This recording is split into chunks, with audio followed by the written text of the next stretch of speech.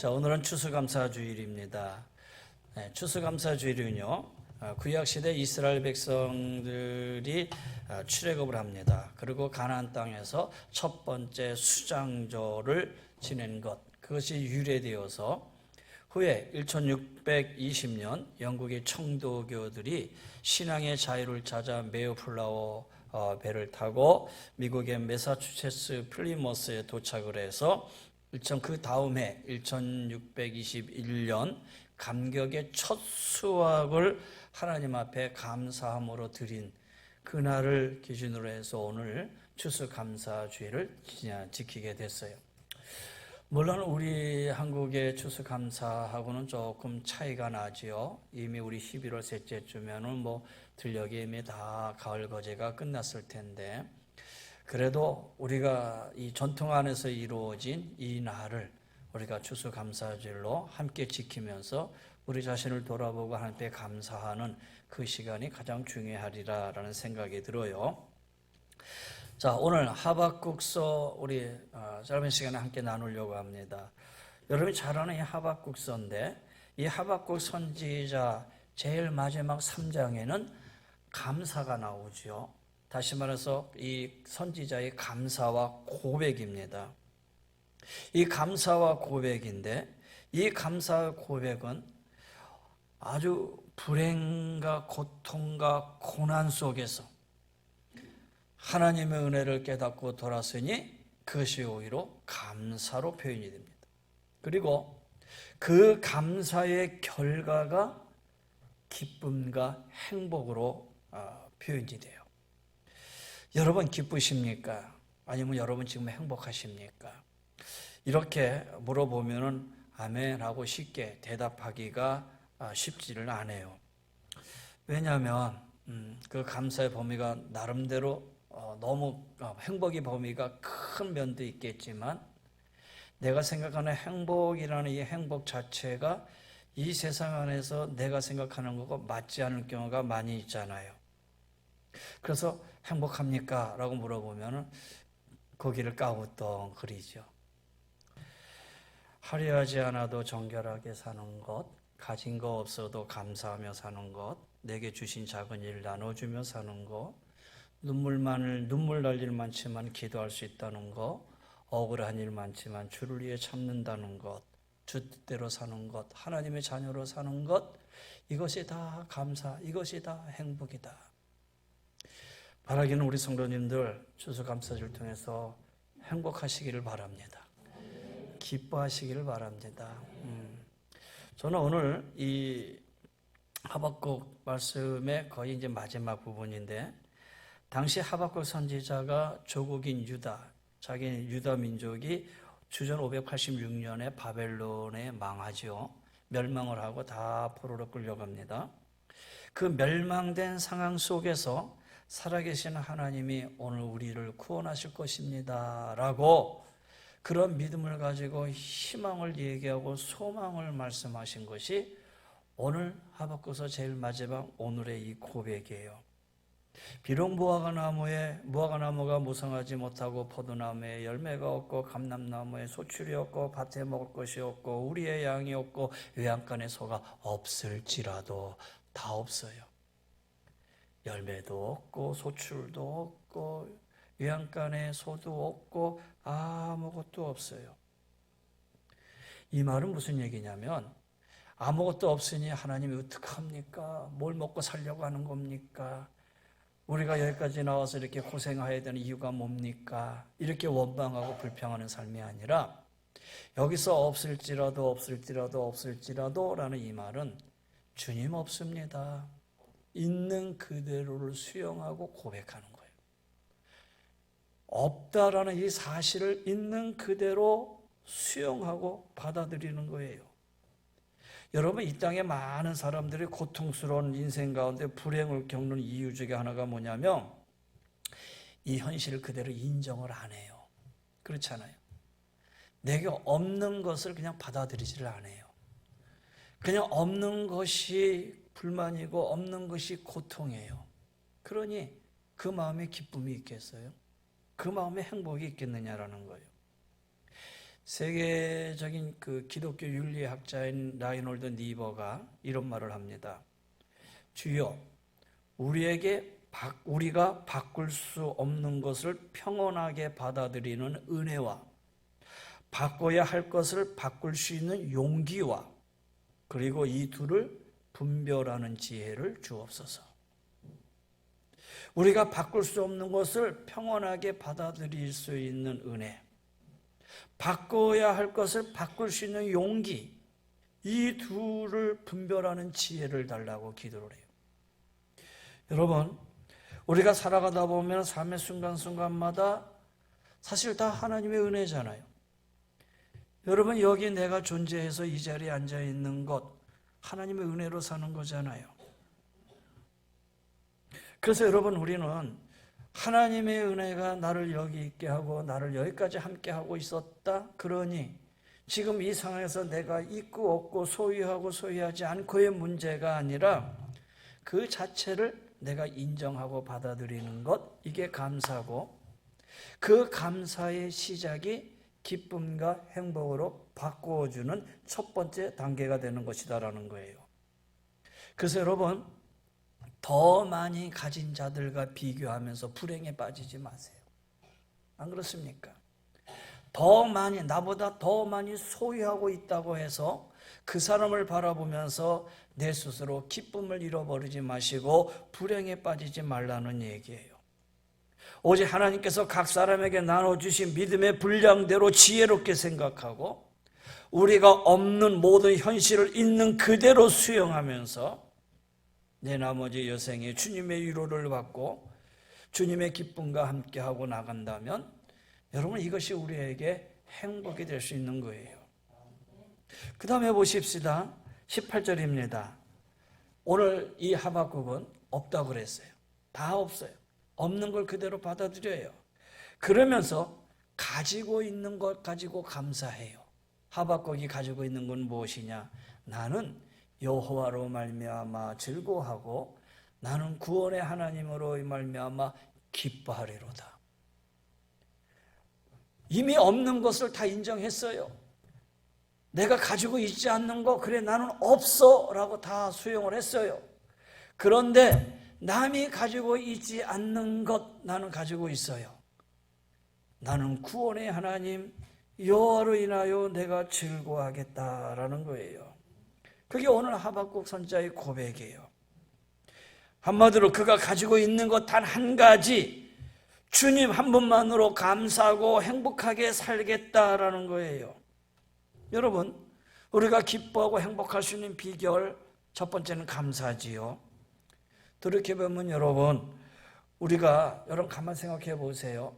다 없다고 하지만 남이 가지고 있지 않는 것 나에게 한 가지씩은 다 있을 거예요. 안 그렇습니까? 송 시인 있잖아요. 나 남이 없는 것, 다 남이 없는 것 내게 있으니 라는 그런 고백처럼 돌아보면은 남이 가지고 있는데 나는 가지고 있는 것이 있다라는 거예요. 그래서 우리의 삶이 짜증나고 힘들고 모든 일이 뜻대로 안 되고 죽고 싶은 절망에 앞서도 내가 가지고 있는 것으로 감사하는 그 순간에 이 모든 고통과 불행이 사라지는 거예요. 그리고 기쁨이고 행복이 시작이 되는 거예요.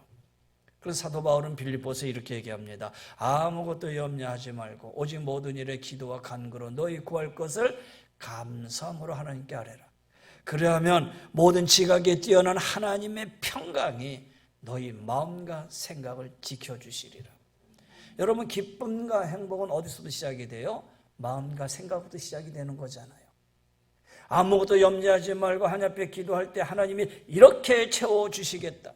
그게 아니라 너희 마음과 생각을 지켜주신다. 이게 바로 하나님의 우리에게 주시는 은혜다라는 거예요. 저도 돌이켜보니까 벌써 30년 됐네요. 목기를 한 지 30살에 시작해서 여기까지 왔으니까, 아니 28에 시작했지요. 그러니까 32년 된 거네요. 32년 목회를 하면서 지치고 힘들고 어려운 일 없었겠어요?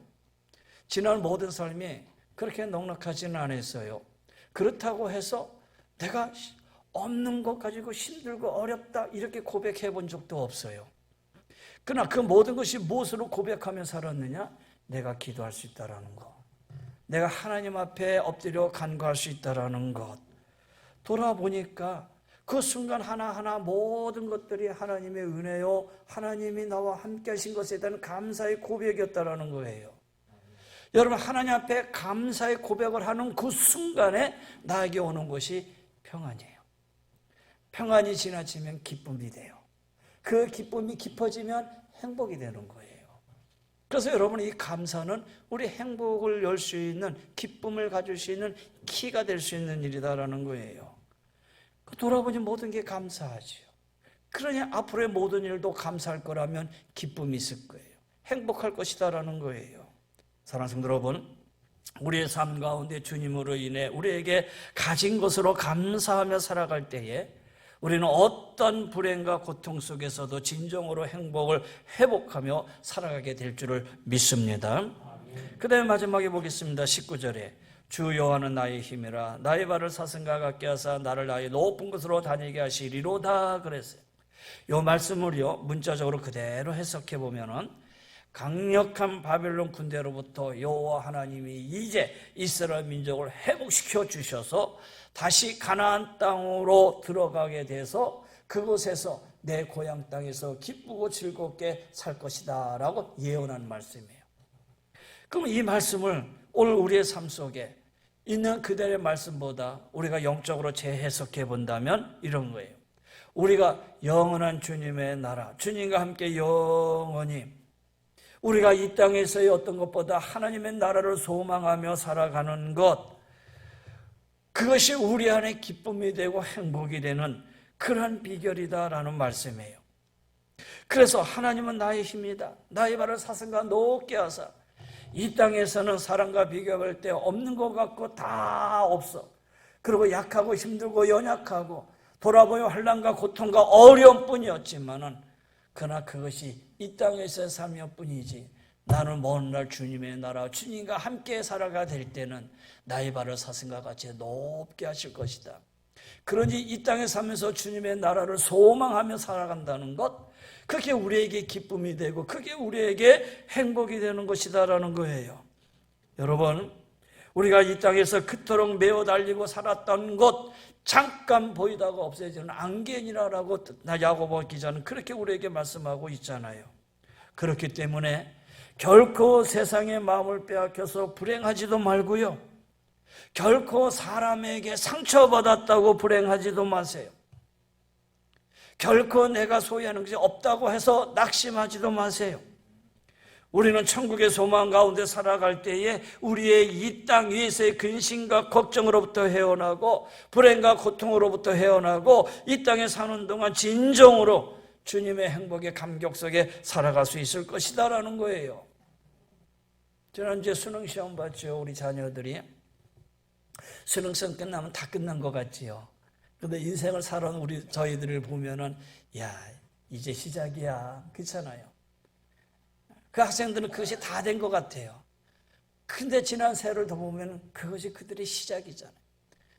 그래서 시험 끝났다고 나서 막 기뻐하는 거 보면은 같이 기뻐하기보다는 안타까운 마음이 들어요. 안 그렇습니까?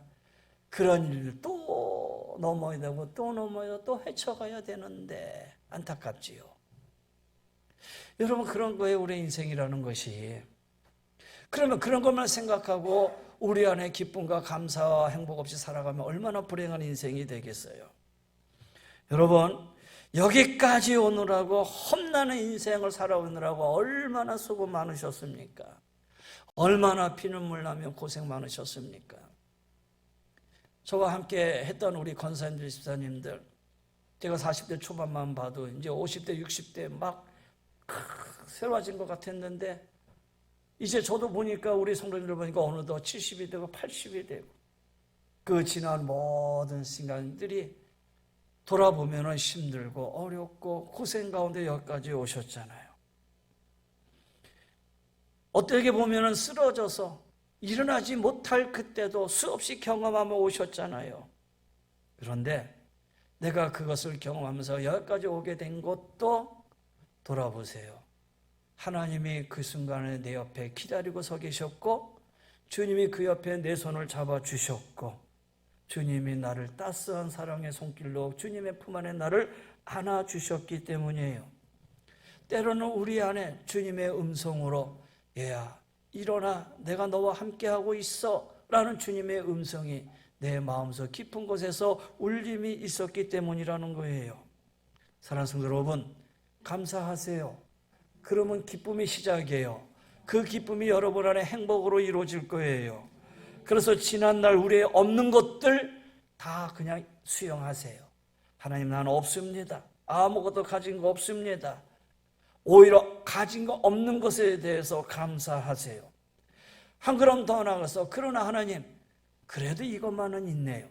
내 안에 주님을 사랑하고 주님 앞에 엎드려 간구하고 기도할 수 있는 이 믿음은 나는 가지고 있었네요. 그러면 여러분 거기서도 감사하세요. 그러면 기쁨이 있고 행복이 시작이 될 거예요.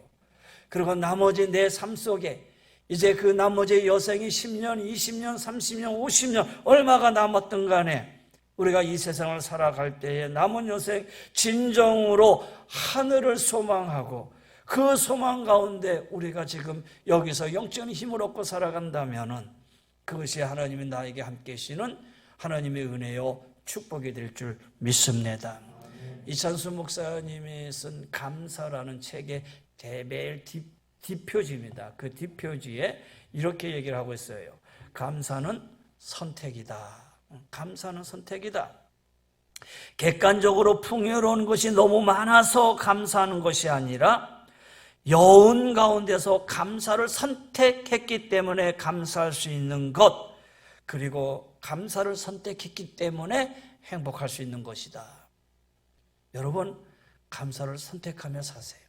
이미 우리는 선택했어요. 두 번째, 감사는 훈련이다.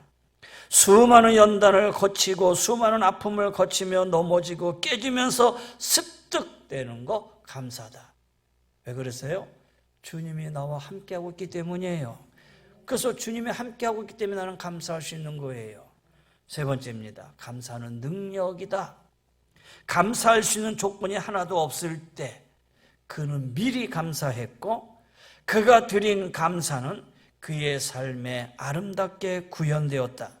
오늘 우리가 드린 감사는 내일 우리의 삶에 능력이 된다.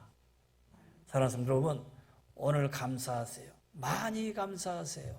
감사에 감사를 넘치도록 감사하세요. 여러분, 그 감사가 물질의 감사를 넘어서 우리의 마음의 감사, 입술의 감사, 우리의 삶의 감사. 여러분, 그래서 오늘도 식사하고 오후에 찬양 축제 하잖아요. 그냥 감사 많이 하세요.